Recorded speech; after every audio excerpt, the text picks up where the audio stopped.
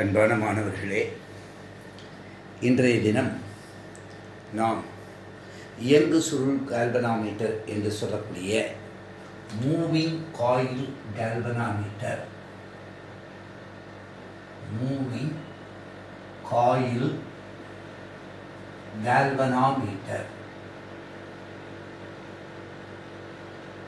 மின்னோட்டத்தை அளக்கக்கூடிய ஒரு கருவி.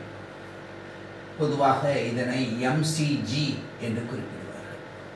TG என்று டான்ஜென்ட் கால்வனாமீட்டர் என்றதனை பற்றி பார்ப்போம். இந்த இரண்டும் மின்னோட்டத்தை அளப்பதற்கு, மிக துல்லியமாக அளப்பதற்கு பயன்படக்கூடிய ஒரு கருவியாக அமைகின்றது. மின்னோட்டம் என்பது மின்னூட்டங்களின் ஓட்ட வீதம். ஓரளவு காலத்திலே செல்லுகின்ற மின்னோட்டங்களை அளப்பது. இந்த மூவிங் காயில் கால்வனாமீட்டர் என்பதன் அடிப்படையில் தான் நாம் அம்மீட்டர், வோல்ட் மீட்டர் என்பதனை எல்லாம் நாம் பார்க்க இருக்கின்றோம். இது மிக முக்கியமான ஒரு பாடத்திட்டமாக, பாடக்குறிப்பு ஒரு பகுதி. இந்த மூவிங் காயில் கால்வனாமீட்டர் எந்த தத்துவத்தின் அடிப்படையிலே செயல்படுகின்றது என்றால், ஒரு நிலையான காந்தப்புலத்திலே வைக்கப்பட்ட ஒரு கம்பி சுருளானது ஒரு முறுக்கு விசையினை மேற்கொள்கின்றது. A coil,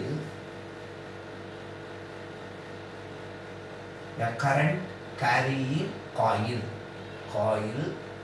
carrying a current placed in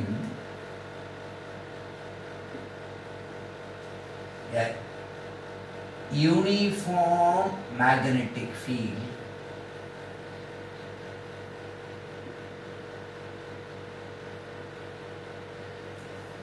experiences a torque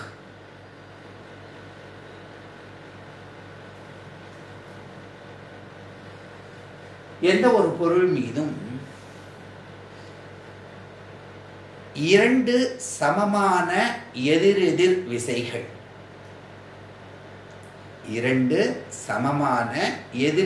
விசைகள், ஒரு குறிப்பிட்ட தொலைவிலே செயல்படும் பொழுது அந்த பொருளானது ஒரு சுழற்சி விசைக்கு, ஒரு திருப்பு விசைக்கு உட்படுகின்றது.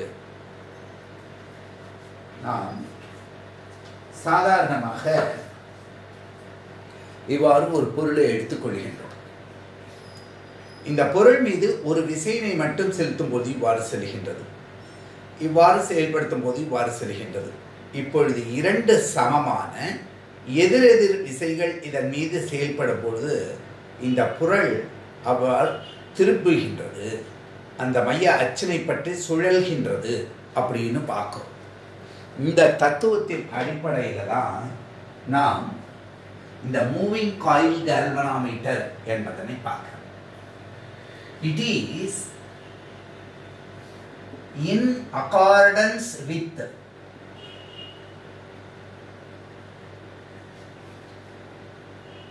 Fleming's left hand rule. ஃப்ளமிங்கினுடைய வலக்கை விதி, இடக்கை விதி என்று இரண்டு விதிகள் இருக்கின்றது. Fleming's right hand rule, Fleming's left hand rule என்று மூன்று. இப்போ லெஃப்ட் ஹேண்ட் ரூல் என்று எடுத்துக்கொண்டால், இடக்கையில் இந்த தம் என்பது கடத்தி, இது காந்த பாயத்தினை குறிக்கக்கூடியது, இது மின்னோட்டத்தினை குறிக்கக்கூடியது. இதன் காரணமாக இதிலே ஒரு சுழற்சி விசை பாரி ஏற்படுகின்றது. வலஞ்சுழியாக சுற்றும் போது, இடஞ்சுழியாக சுற்றும் பொழுது என்று நம்ம இதே வலக்கை விதி, ரைட் ஹேண்ட் ரூல் என்பதனை எடுத்துக்கொள்ளும் பொழுதும் இந்த தன்மையினை, இந்த ரைட் ஹேண்ட் ரூல் என்பது ஜெனரேட்டர் ஆர் என்பதில் நம்ம ஞாபகம் வச்சுக்கலாம். The Fleming's left hand rule, L அப்படின்னா மூவிங் காயில், L என்பதில் ஞாபகம் வச்சுக்கணும். அப்போ ஒரு காயில், அதாவது current carrying coil placed in a uniform magnetic field experiences ரொம்ப எளிமையாக புரிஞ்சுது. இதில் கஷ்டப்படுத்துறதுக்கே ஒன்றும் கிடையாது. நம்ம இப்போ பார்க்க போகிறோம். இதனுடைய தொகுப்புலேருந்து நம்ம பார்த்துட்டு வரப்போம். சரி, இந்த அமைப்பில் நம்ம ஒரு எளிமையான ஒரு இதையும் எடுத்துக்கொள்ள போகிறோம். என்ன அப்படின்னு கேட்டால், ஒரு செக்ஸ்டன்ட் என்பதெல்லாம் படிக்கும்போது பார்த்துருக்கோம். Incident ray remaining the same. If the mirror is rotated through an angle theta, the reflected ray turns through 2 theta. அப்படின்னு பார்த்துருக்கோம்.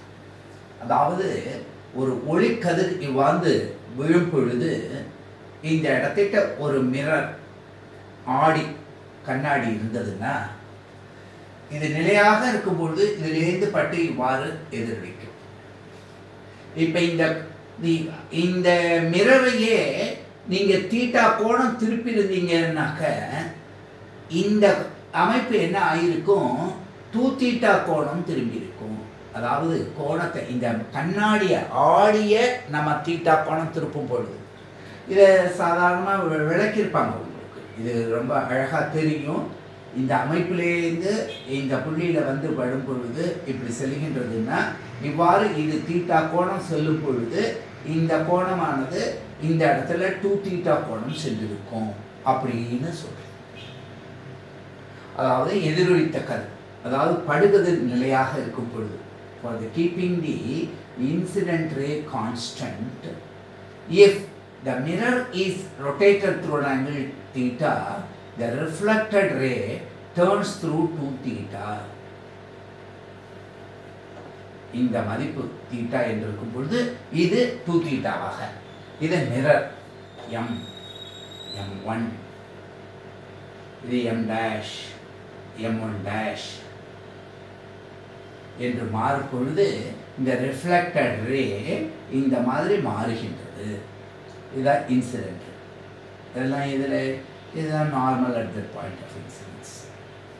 இது எளிமையான ஒரு அமைப்பு. இந்த முன்னாடியே நம்ம தெரிந்து கொண்ட இந்த பகுதிகள் எல்லாம் what we know already, இதை பயன்படுத்தி இந்த மூவிங் காயில் கால்வனோமீட்டருடைய அமைப்பை நாம் பார்க்க இருக்கின்றோம். இது என்ன சார் இந்த அமைப்பில் முதல்ல இது எவ்வாறு வரையறுக்கப்படுகிறதுன்னு பார்ப்போம். தியரி பார்ப்போம். ரொம்ப சுலபமாக இருக்கப்படுது. அதாவது ஒரு நிலையான காந்த புலத்தினை நாம் உருவாக்குகின்றோம், NS என்று சொல்லப்படுகிறது.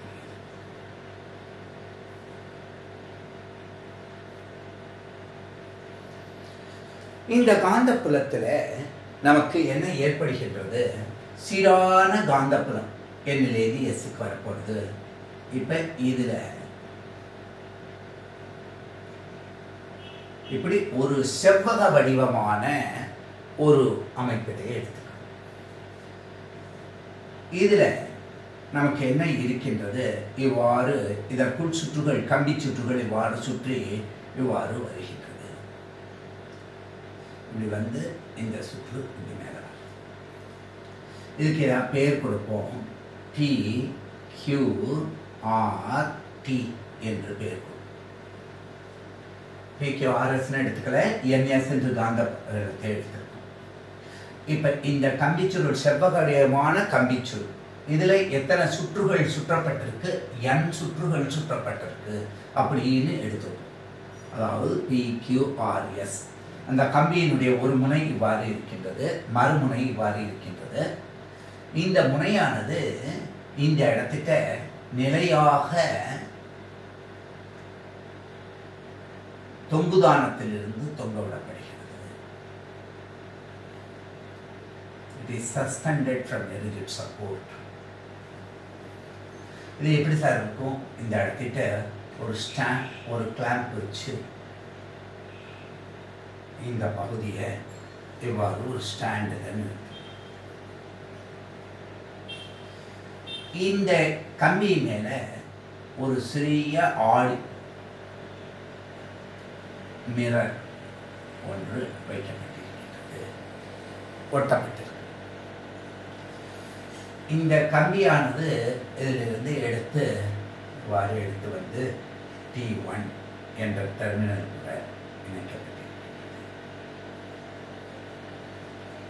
இந்த கம்பிச்சுருளினுடைய மறுமுனை இந்த இடத்திலிருந்து இவ்வாறு ஒரு பாஸ்பர் பிரான்ச்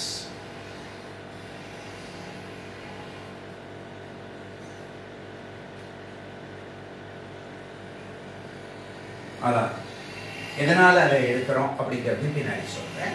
அந்த கம்பி சுருளுடன் புரியுதா, இது மீள் திருப்பு விசையை கொடுக்கக்கூடியதாக இருக்கு. எப்படி சாதாரணமாக நம்ம வச்சுட்டு இருக்கக்கூடிய பேனாவிலாம் இப்போ இந்த மாதிரி இருக்கு அப்படின்னு சொன்னால் இதுக்குள்ள ஒரு சுருள் கம்பி இருக்கிறதுனால இதை அழுத்தினா ஒரு பாதி ரொட்டேட் ஆகி அந்த ஸ்டட்டில் பட்டு இது இவ்வாறு வெளியில் இந்த முனை இருக்கிறது எழுதுறதுக்கு. மீண்டும் ஒரு அழுத்தும் போது அந்த சுருள் வில்லின் காரணமாக அடுத்த அரை சுற்றுல அந்த ஸ்டட் ரிலீஸ் ஆகி இந்த தன்மையும் உள்ளே போகிறது. இதற்கு இந்த இடத்துல இந்த கம்பி சுருளானது கொடுக்கப்பட்டிருக்கு அப்படின்னு பார்க்கணும். இது சாதாரணமான ஒரு செயல். அப்போ அந்த சுருள் நீ தரக்கூடிய ஒரு பாஸ்பர் பிரான்ச் சுருள் இது கூட சேர்ந்து இவ்வாறு அடுத்த டெர்மினல் கூட சேர்க்கப்பட்டிருக்கு. இது டெர்மினல்.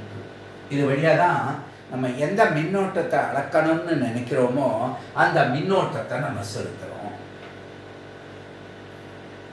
இது வழியாக இதில் சுற்றுப்பூர்த்தி அடைகிறது அப்படின்னு எடுத்துக்கலாம். அப்போ இங்கே மின்னோட்டம் வரும்பொழுது இப்படி போகலாம். மின்னோட்டம் இந்த பகுதியில் இப்படி போகின்றது, இங்கே இப்படி வருகின்றது, இப்படி வேணாலும். இதில் மொத்தம் எத்தனை சுருள் இருக்கு? n சுருள்கள் இருக்கின்றன. எத்தனை சுருள் இருக்கு?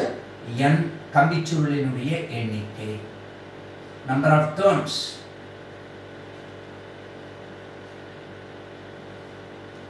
சரி சார், இந்த செவ்வகமா இருக்கிறதுல இந்த பகுதியினுடைய நீளத்தை L என்று எடுத்து வைப்போம். இந்த அமைப்பை B என்று எடுத்து, அகலத்தை B என்று எடுத்து. The breadth is B, the length of the coil is L. அப்ப so that அதனுடைய பரப்பு என்ன ஆகின்றது? L into B என்பதாக அமைகின்றது. நல்ல கவனி. இங்கே இருக்கக்கூடிய அமைப்புல நமக்கு இந்த NSக்கு இடையில ஒரு சீரான காந்த புலமானது இருக்கின்றது.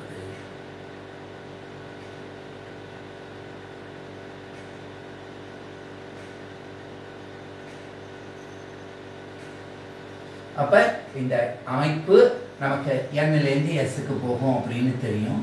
இப்படி நம்ம அம்புக்குறி கொடுத்தோம் அப்படின்னு சொன்னா அது பூரா நமக்கு எதனை குறிக்கக்கூடியதாக இருக்கு? காந்த புலத்தை. இப்ப இந்த காந்த புலத்தினுடைய அமைப்பு என்னவாக இருக்கிறது? B Tesla. Coil carrying current, இந்த மாதிரி I என்ற மின்னோட்டத்தை தாங்கிய இந்த coil placed in a uniform magnetic field experiences a torque. இதுதான் அடிப்படை தத்துவம் மூவிங் காயில் டைனமிக்ஸ்க்கு. அதாவது நிலையான ஒரு புள்ளியில் இருந்து இந்த கம்பியின் மூலியமாக தொங்கவிடப்பட்டிருக்கிறது. இந்த செவ்வக வடிவமான பகுதியில ரெக்டாங்குலர் காயில் TQRT என்பது இங்க என்ன சார் இருக்கு அப்படின்னு பார்த்தா, இந்த PQ என்ற பகுதியும் RT என்ற பகுதியும் அந்த கோடுகளுக்கு இணையாக இருக்கு. அப்ப அவை வெட்டுவதில்லை. அதற்கு செங்குத்தாக அமைகின்ற QRTP என்ற பகுதிகள் அந்த மின்னோட்டம் எப்படி போறது? இந்த ரெண்டு பகுதியிலையும் எதிரெதிர் திசையில போகின்றது, சமமான அளவு போகின்றது, சமமான நீள கம்பியினுடைய நீளத்தில் இருக்கக்கூடியதாக இருக்கின்றது. அப்ப இதுல என்ன ஏற்படும் அப்படின்னு பார்த்தா, இதுல உள்நோக்கிய இதுதான் இந்த திசையினைத்தான் எது கொடுக்கிறது நமக்கு? அந்த ஃப்ளமிங்கினுடைய இடக்கை விதி, ஃப்ளமிங்ஸ் லெஃப்ட் ஹேண்ட் ரூல். அப்ப இங்க ஒரு விசை F என்பது இருக்கின்றது, இந்த இடத்துல ஒரு விசை F என்பது இவ்வாறு இருக்கின்றது. அப்ப இந்த பொருளுக்கு என்ன ஏற்படுகின்றது? இப்படி ஒரு விசை திருவுவதனால இவ்வாறு திரும்புகின்றது. இந்த ரெக்டாங்குலர் காயில் எப்படி இருக்குன்னா இப்படி திரும்புகின்றது. அந்த மின்னோட்டத்துக்கு தந்தார் போல். இதைத்தான் நம்ம புரிஞ்சுக்கணும். எளிமையான வடிவமைப்பு. NS என்பது நிலையான சீரான காந்தப்புலம் B டெஸ்லாவை கொடுக்கக்கூடியது. இந்த PQRT என்பது நமக்கு ஒரு செவ்வக வடிவமான சுருள், கம்பி சுருள். அப்ப அதுல N சுற்றுகள் அந்த கம்பியான சுற்றப்பட்டு ஒரு சுற்று மேலே தொங்குதான புள்ளியில் இருந்து வருகின்றது, நிலையாக தொங்குகின்றது.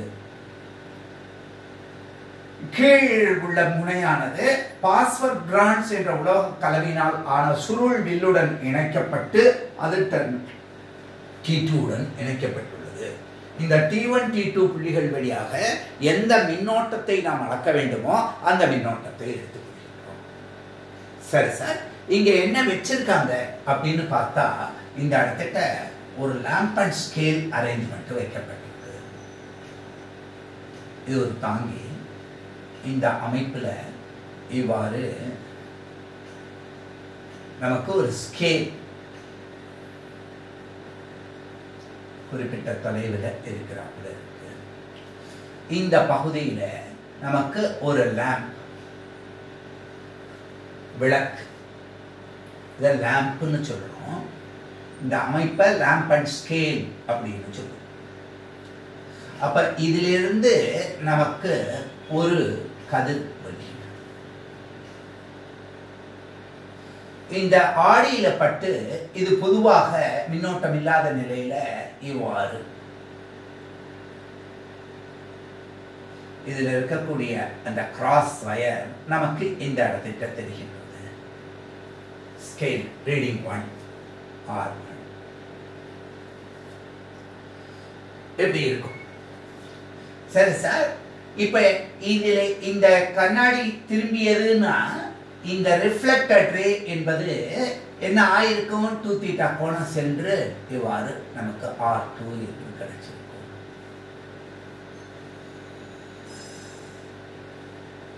அப்ப இந்த கோணத்தினுடைய அளவை நம்ம பார்க்கலாம். அந்த கோணம் எவ்வளவு திரும்பி இருக்கு?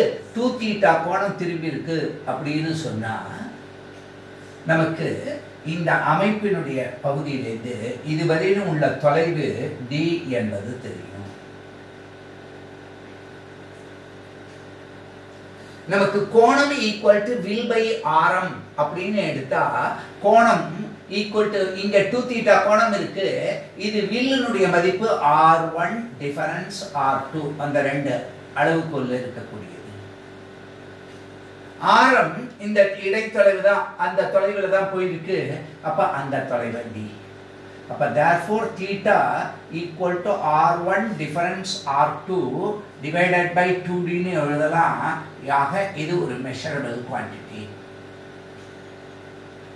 அப்ப எந்த ஒரு கோணம் I அப்படிங்கிறது மின்னோட்டம் I ன்னு போனதுனாலும் இது 2θ கோணம் திரும்பி இருந்தா, அதாவது திரும்புகின்ற கோணம் அந்த மதிப்பு, ஏன்னா θ கோணம் தான் கண்ணாடி திரும்பி இருக்கு.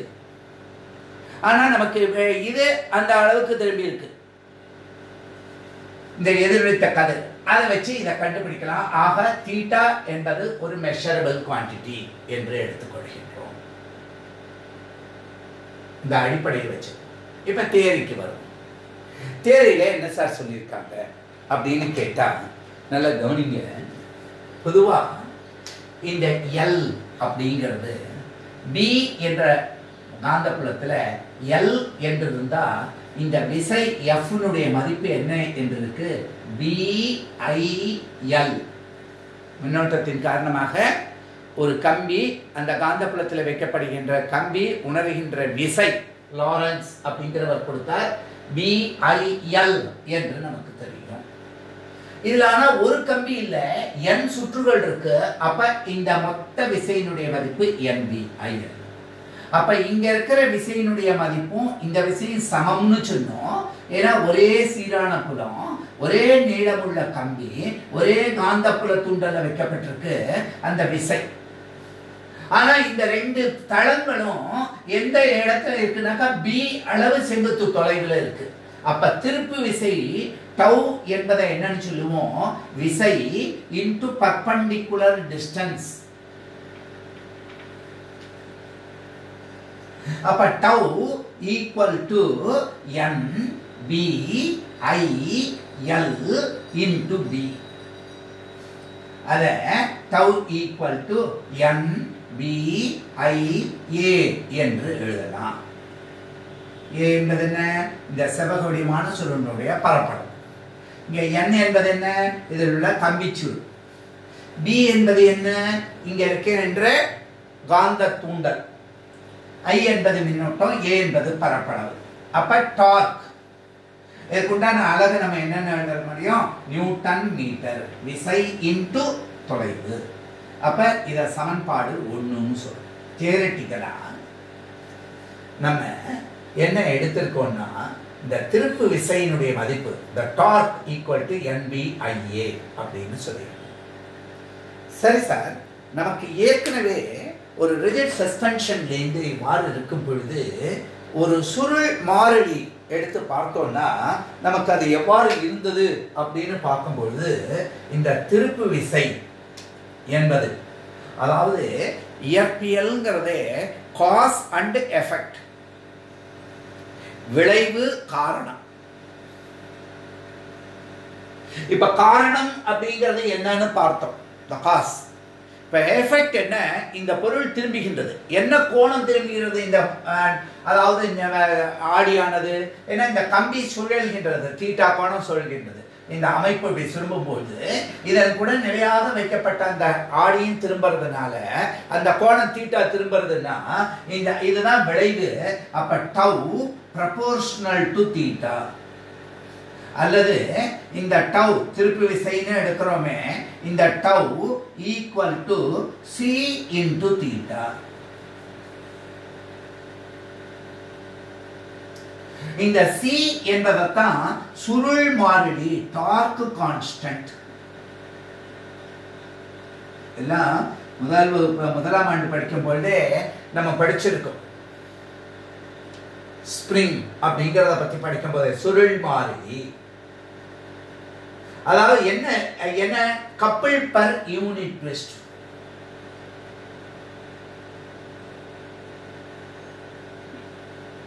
ஓரளவு திருப்புதலுக்கான திருப்பு விசை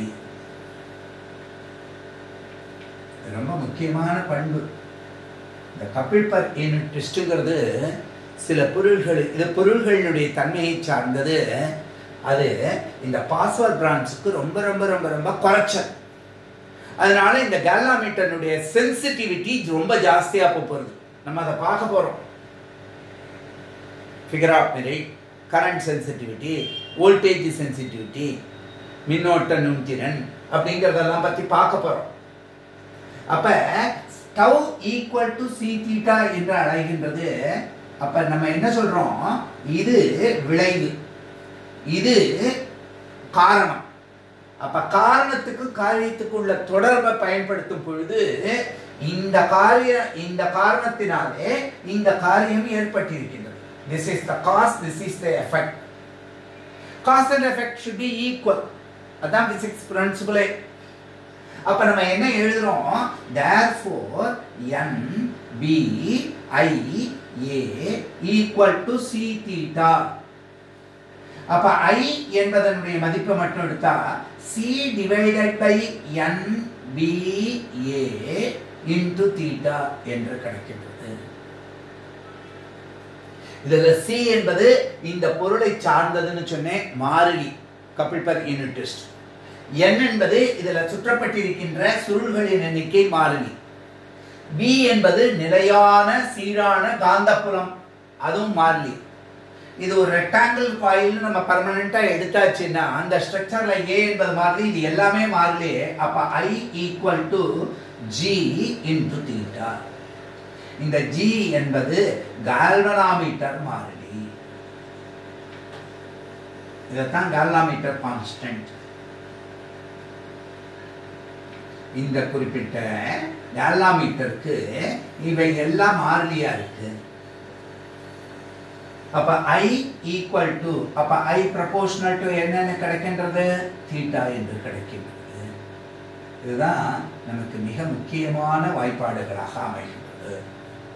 பாருங்க எவ்வளவு சுலபமா இருக்கு. ஒரு இன்ஸ்ட்ருமெண்ட் மூவிங் காயில் கேல்வனாமீட்டர் என்று எடுத்துக்கிறோம்.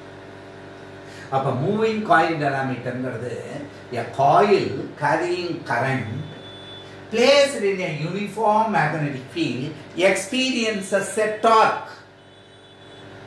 It is in accordance with the Fleming's left hand rule அப்படின்னு நம்ம பார்க்கிறோம். அப்ப அமைப்பை பார்த்தோம். அப்ப அமைப்புல நமக்கு பாருங்க என்ன சீரான காந்த புலத்தை என்ன சென்ற இந்த புலம் காந்தம் கொடுக்கின்றது. இதுல ஒரு அமைப்பிலிருந்து இவ்வாறு தொங்கவிடப்பட்டிருக்கிற கம்பியில நமக்கு ஒரு பாஸ்பர் பிரான்ஸ் சுருள்களுடன் இணைக்கப்பட்டு இந்த மின் இந்த சாவிகளுடன் இணைக்கப்பட்டிருக்கு. இதை வழியா தான் வெளியிலிருந்து மின்னோட்டத்தை கொடுக்கிறோம். இந்த மின்னோட்டம் இதற்குள்ள போகும் பொழுது இந்த மின்னோட்டம் தாங்கிய கடத்தி இந்த திசையில மின்னோட்டம் போறது, இந்த திசையில வர்றது. அதனால எதிரெதிர் இந்த தளத்திற்கு உள்புறமாகவும் வெளிப்புறமாகவும் சமமான விசைகள் செயல்படுகின்றன. அது இந்த செவ்வகத்தினுடைய அகலப்பகுதி B என்பது தொலைவிலே அமைகின்றதால் ஒரு திருப்பு விசை ஏற்படுகின்றது. இந்த ரெண்டு விசையும் ஒரே புள்ளியில இருந்திருந்தா என்ன ஏற்பட்டிருக்கும் அப்படின்னு பார்த்தா நமக்கு அவை ஒன்றை ஒன்று கேன்சல் செஞ்சிருக்கும்.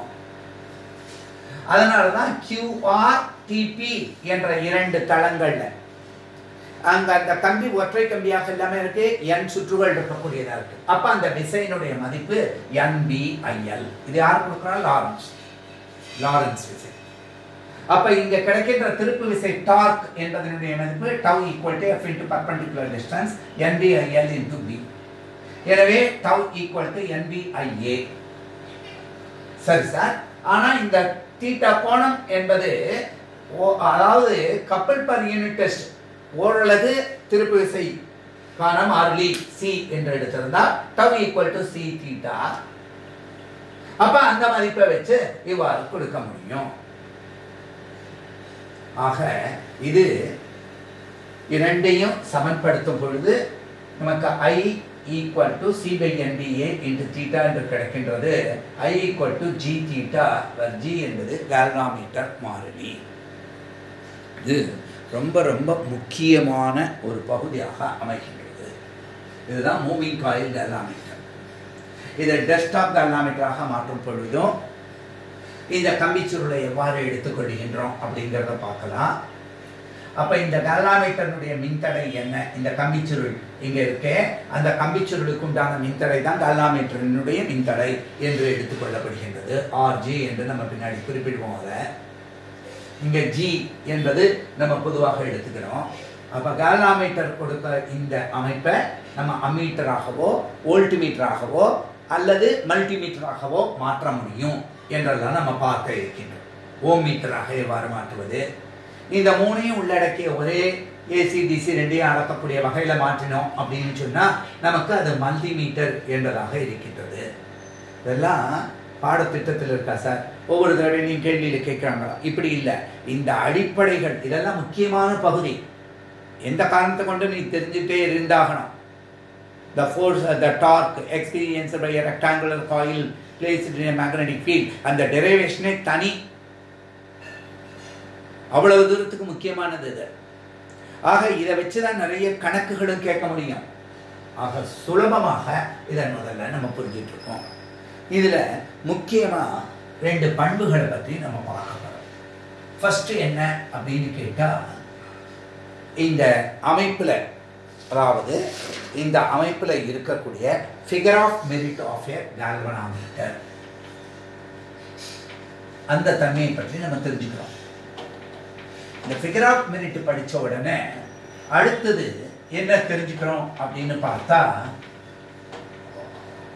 சென்சிட்டிவிட்டி. ஓரளவு திருப்புதலுக்கு உண்டான மின்னோட்டம் அல்லது ஓரளவு மின்னோட்டம் அனுப்பிச்சா அப்ப என்ன கோணம் திரும்புகிறது. அப்ப அந்த கரண்ட் சென்சிட்டிவிட்டி என்றும் படிக்க போகிறோம், வோல்டேஜ் சென்சிட்டிவிட்டி என்றும் படிக்க போகின்றோம். இந்த டெஃபினிஷன்ஸை நீங்க கொஞ்சம் ஞாபகம் வச்சுக்கணும். figure of merit of a galvanometer is defined as the current. நல்லா கவனிச்சு பாருங்க, என்ன சொல்றோம்?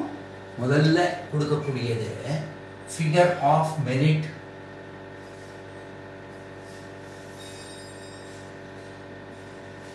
of a galvanometer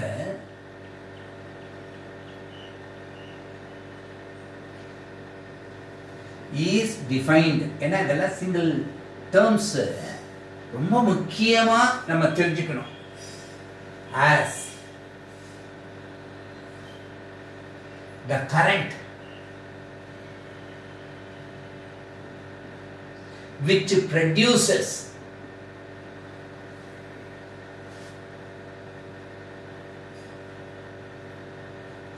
a deflection of one scale division. என்ன சார் இது, எங்கேருந்து வந்தது இது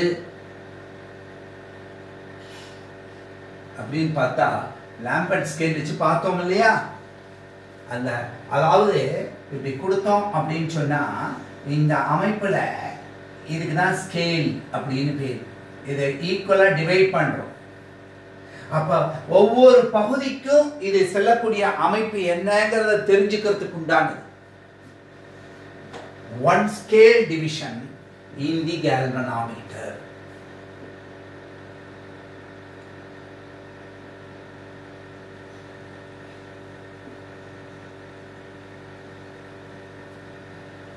சரி சார், இப்ப மறுபடியும் இன்னொன்று வார்த்தை சொல்றோமே, அது என்ன அப்படின்னு பார்த்தா current sensitivity.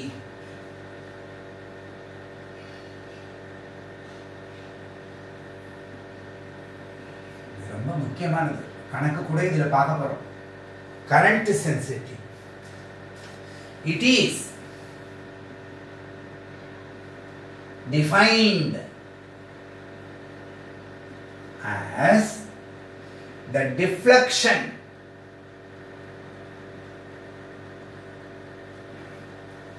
produced per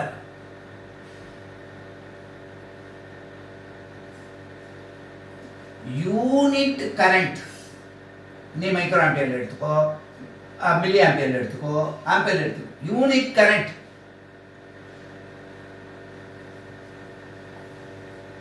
flowing through it.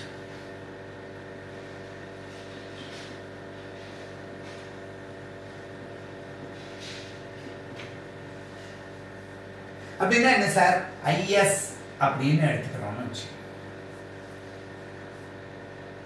I கரண்ட்டுக்கு theta இருந்தா யூனிட் கரண்ட்டுக்குன்னா தீட்டா பை ஐ தானே எழுதுவோம்.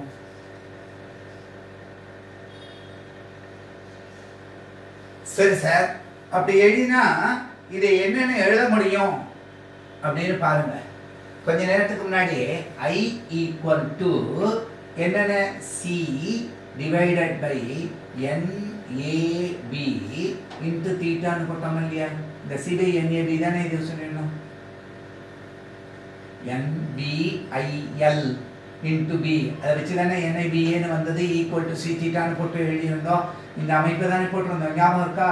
I equal to G into theta அப்படின்னுட்டெல்லாம் எழுத முடிஞ்சது இல்லையா நமக்கு? அப்ப தீட்டா டிவைடட் பை ஐ அப்படின்னு சொன்னா இந்த NABங்கிறது இங்க வரப்போறது இல்லையா? இந்த சிங்கிறது இது தலைகீழா. நல்லா கவனிச்சு பாருங்க, இந்த ஐஎஸ்க்கு என்ன மதிப்பு எழுதுறோம்? NAB divided by C. இங்க பாருங்க, தீட்டா டிவைடட் பை ஐனா NAB பை சின்னு தானே எழுத போறோம். அப்ப சி பை NABங்கிறத ஜின்னு சொன்னா இந்த மதிப்பை என்னன்னு எழுதலாம்? 1/Gன்னு எழுதலாமா இல்லையா? அப்ப கரண்ட் சென்சிட்டிவிட்டி கணக்கு போடுறதுக்கு நமக்கு இந்த வாய்ப்பாடு பல வகையிலும் பயன்பட போகிறது. சரி சார், இப்ப ரெண்டு பிரிவா பார்க்கிறோம். என்னென்ன சொல்றோம்? இந்த ஐஎஸ் sensitivity எப்படி ஜாஸ்தியாக்கலாம்? can be increased by current sensitivity எப்படி இப்படிலாம் இன்க்ரீஸ் பண்ணலாம் அப்படின்னா ரெண்டு பார்ட்டாக எழுதுறான். என்னன்னா பை இன்க்ரீசிங், இதை ஃபர்ஸ்ட் பார்ட்டாக எழுது. பை இன்க்ரீசிங் என்னென்ன ஒன்று இங்க பாருங்க. ஐஎஸ் இந்த எண்ணை ஜாஸ்தி ஆக்கலாமா இல்லையா? பை இன்க்ரீசிங் என்ன directly proportional to the number of turns, சுருள்களின் எண்ணிக்கையை. இந்த காயில், இந்த ரெக்டாங்குலர் காயில் இருக்கக்கூடிய சுருள்கள். ரெண்டாவது நல்லா கவனிச்சு பாருங்க, இந்த பி மதிப்பு the magnetic induction, the flux density டெஸ்லான்னு சொல்றோமே, magnetic induction அதை இன்க்ரீஸ் பண்ணினாலும் the number of turns n, இது b. இந்த b அதிகரிச்சாலும் is அதிகரிக்கும். அதனால சீரான வலுவான காந்தப்புலத்துல, அதனால தான் ஆற வகையில் இருக்கக்கூடிய அந்த காந்தத்தை பயன்படுத்துறோம். அடுத்தது இந்த ஏ, அதாவது அங்க இருக்கக்கூடிய அந்த காயிலினுடைய எவ்வளவு maximum, the area of the coil.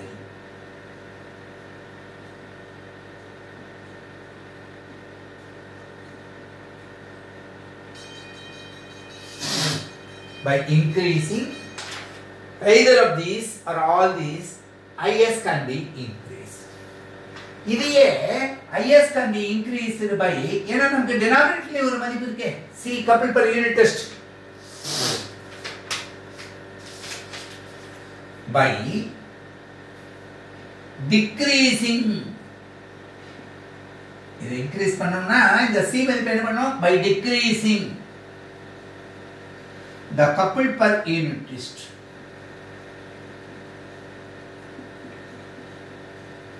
இது ஒரு சுலபமான அமைப்பு. அந்த கப்பல் பர் யூனிட் டெஸ்ட C குறைக்கணும்னா எப்படி குறைக்க முடியும் சார் அப்படின்னா, அதுக்காக தான் பாஸ்வர் பிரான்ச் சின்ஸ், அதைத்தான் நான் முன்னாடியே சொன்னேன். Since phosphor bronze spring has very low couple per unit test.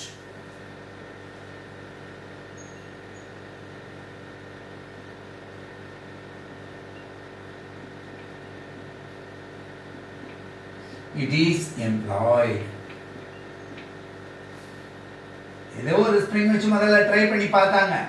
ஆனால் அதுக்கப்புறம் இந்த அமைப்புகள் எல்லாம் பார்க்கும் பொழுது எந்த அமைப்புல நமக்கு கப்பல் பர் யூனிட் டெஸ்ட் ரொம்ப குறைச்சலா கிடைக்கும்னு பார்த்தா இந்த அமைப்பு. ஆக முதல்ல கரண்ட் ஃபிகர் ஆஃப் மெரிட்னு பார்த்தோம், கரண்ட் சென்சிட்டிவிட்டின்னு பார்த்தோம். இப்போ இந்த கரண்ட் சென்சிட்டிவிட்டியில எப்படி ஐஎஸ் கேன் பி இன்க்ரீஸ்டுன்னு எல்லாம் பார்க்கணும். இதே போல அடுத்து நம்ம என்ன பார்க்கணும், வோல்டேஜ் சென்சிட்டிவிட்டி அப்படிங்கிறத பற்றியும் நம்ம பார்க்க இருக்கோம். அதுவும் முக்கியமானதா இருக்கு. அடுத்தது பார்ப்போம். அடுத்தது இது ரெண்டையும் தொடர்பு படுத்தியும் பார்க்கணும்.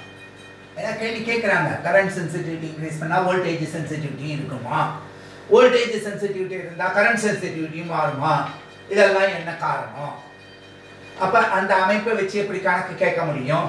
ஏன்னா எந்த ஒரு பகுதியை எடுத்தாலும் நமக்கு பிசிக்ஸில் ப்ராப்ளம் இல்லாமல் இருக்கவே முடியாது. ப்ராப்ளம்னாக்கா கஷ்டம்னு சொல்லலை, ப்ராப்ளம்னா கணக்குகள்.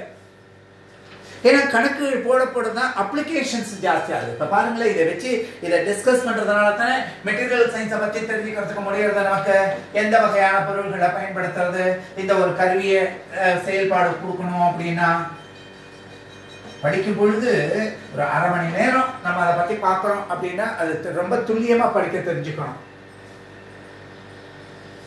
இப்போ என்ன சொல்கிறோம், வோல்டேஜ் சென்சிட்டிவிட்டி.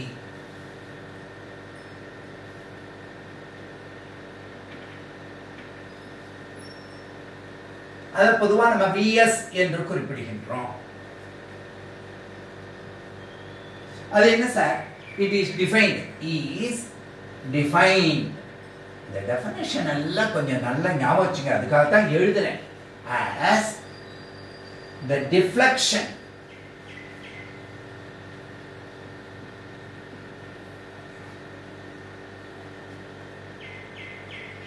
produced அந்த கரண்ட்டுக்கு யூனிட் கரண்ட் போட்டோம். அதே மாதிரி இங்க யூனிட் வோல்டேஜ் பாருங்க. யூனிட் வோல்டேஜ் வோல்டேஜ்னா என்ன சார் அர்த்தம்? கரண்ட்டையும் அந்த ரெசிஸ்டன்ஸையும் பெருக்கிறது. எந்த ரெசிஸ்டன்ஸ்? அந்த கால்வாமீட்டர் காயிலோட ரெசிஸ்டன்ஸ் தானே. Applied across it. அப்ப Vs என்பதுக்கு நம்ம என்ன எழுதலாம்? என்ன கோணம் டிவைடட் பை வோல்டேஜ். அப்ப இங்க பாருங்க தீட்டாங்கிறத இது I into Rg ன்னு எழுதலாமா இல்லையா? இதான் கரண்ட், அங்க இருந்த கரண்ட். அந்த கரண்ட்டுக்கு இது பண்ணணும்னா NAB divided by C into Rg. இதானே C by NAB. அப்ப இதை எப்படி எழுதலாம்? NAB by Cங்கிறத 1 by G ன்னு எழுதினோம் அப்படின்னு சொன்னா இதை 1 by G into Rg. பாருங்க வாய்ப்பாடுகள்லாம் எப்படி சுலபமா வர்றதுன்னு பாருங்க. இந்த ரெண்டுத்துக்கு உண்டான வித்தியாசம். அப்ப இதுக்கு உண்டான கரண்ட்டுக்கு இதுக்கு 1 by G மட்டும் இருந்தா IS current sensitivity divided by Rg. Voltage sensitivity அப்படிங்கிறதுக்கு உண்டான வாய்ப்பாடுகள் பூராத்தையும் தொகுத்து கொடுத்தோம். இதுதான் ரொம்ப முக்கியமானது. ஏற்கனவே விளக்கம் கொடுத்தப்போ இந்த ஆர்ஜிங்கிறது மட்டும் என்ன அப்படின்னு உங்களுக்கு சொல்லியிருக்கேன். Resistance of the galvanometer.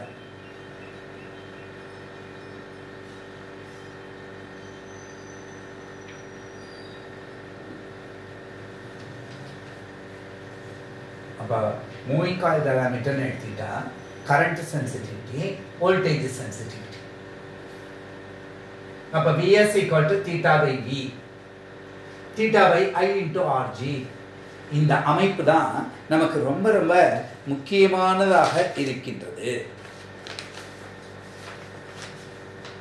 ஓரளவுக்கு இது புரிஞ்சிருக்கும். சரி, மேற்கொண்டு ஒரு எளிமையான கணக்கு ஒன்று நம்ம இப்போ பார்ப்போம். இந்த கரண்ட் சென்சிட்டிவிட்டி வோல்டேஜ் சென்சிட்டிவிட்டி சேர்த்து நம்ம பார்க்க போற ஒரு சின்ன ப்ராப்ளம். எந்த கேள்வி கேட்டாலும் அதுக்கு பதில் எழுதுறதுக்கு வசதியா இருக்கிறது. என்ன சொல்லியிருக்காங்க அப்படின்னு கேட்டா, the resistance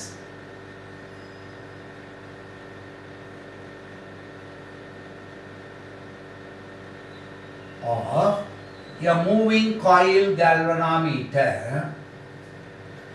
is made twice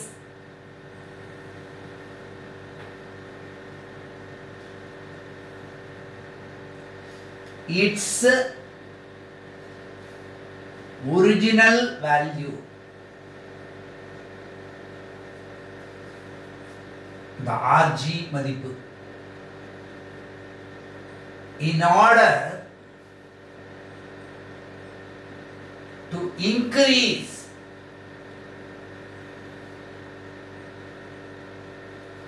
the current sensitivity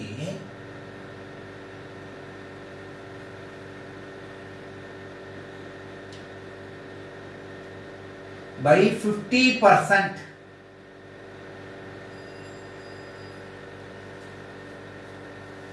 என்ன கேட்கிறான், will the voltage sensitivity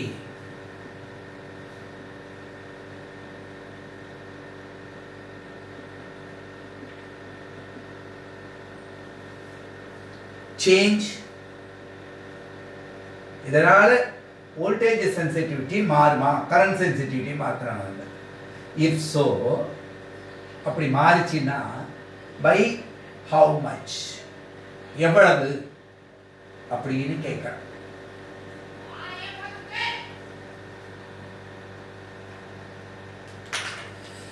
right. இப்போ இதுக்கு என்ன ஆன்சர் எழுதுறோம்? S.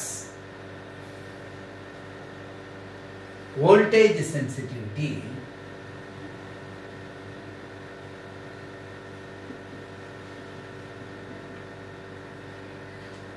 will change.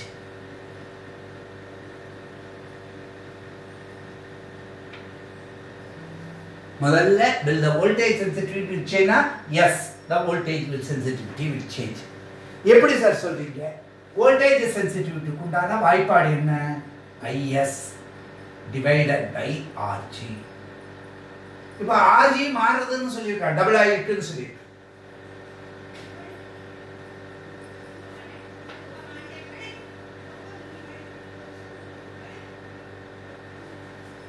When the resistance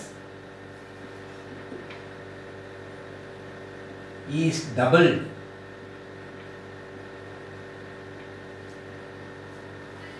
RG dash இங்கிறது என்ன ஆயிருக்கு? 2 times RG னு ஆயிருக்கு. When the value is original value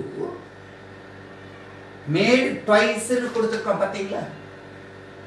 அப்ப 2 times RG original value. அப்ப therefore increase in current sensitivity என்ன? Increase அது மாத்தினதுனால